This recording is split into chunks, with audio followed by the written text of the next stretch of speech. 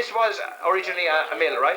It was, yeah. It was originally an old corn mill, and it operated here from the late 1700s until 1925 when it was burnt down to the ground. And the river used to literally run through here. It's a pity it's not still running through here because I know a few people I could duck in it now tonight. And it was turned by water power, and it lay in ruin then until 1982. It turned it into a pub. All the walls are the originals, and the rest are the ornaments that are around here. And I see you have a lot of photographs around. Well, there's a fishing club in existence here on the river.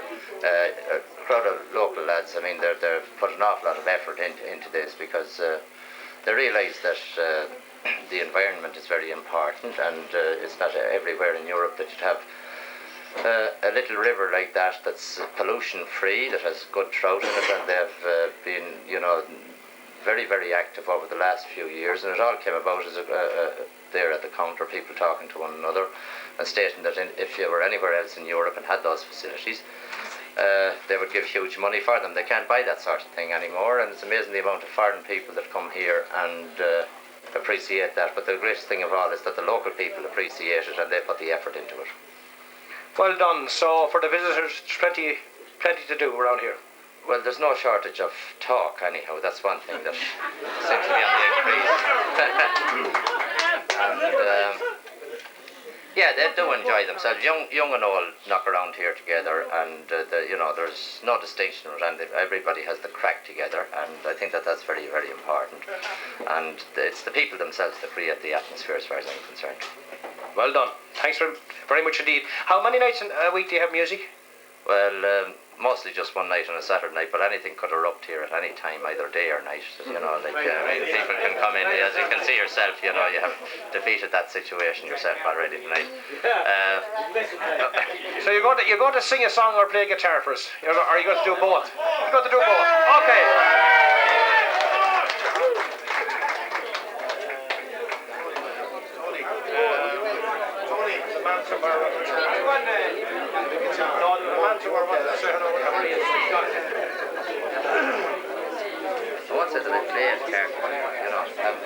Sorry, hello. Did you ever play in a band?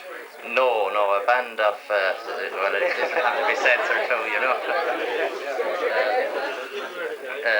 No, never did, knocked around with a lot of musicians and things like that from time to time, and enjoyed Irish music very much so. Tell me something now, do you get many people coming in here and saying they get it very hard to find the place on account of the bypass here? Not really. I'd say it's amazing the amount of people that get themselves lost on the bypass and find the place by accident rather than by design, The main thing is that they find it anyhow. They do, yeah. And no, I'd say the bypass, and hopefully when the road is improved up further on from here, between now and here and the village, we're hoping for that in the near future, and it's in the pipeline, to use a phrase that's more often misquoted than quoted. This road is improving, and there's a big build-up of population in this area, even in depressed times. There have been quite an amount of, there's new housing has been going up here in the area over the last number of years, even in depressed time. I'd like to thank all the people that contributed here tonight and that came along, and indeed to yourself, Shannonside, and there's two people especially, it's not the right thing to do to single out anybody, but I'd have to thank Peter Keegan and his wife Bernie. They that sowed the seeds of Shannonside around here, and they that put this act together themselves, and all the people that contributed, is brilliant, and I hope it's a success for you and for local radio.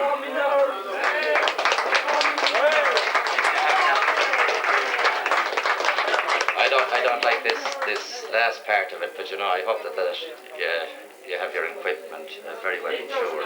Oh, we're well insured. Everybody's going to go mad here with Tommy's guitar playing, right? Okay. Sorry, Tommy. I'm gone. It's Neil, the proprietor here at the premises.